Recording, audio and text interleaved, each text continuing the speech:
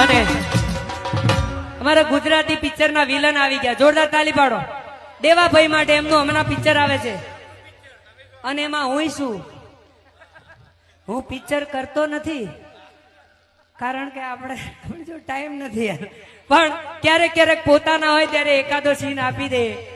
અને મારા વિક્રમભાઈ ઠાકોરના પિક્ચરમાં મારું એક સોંગ છે, વિક્રમ રાજા પિક્ચર.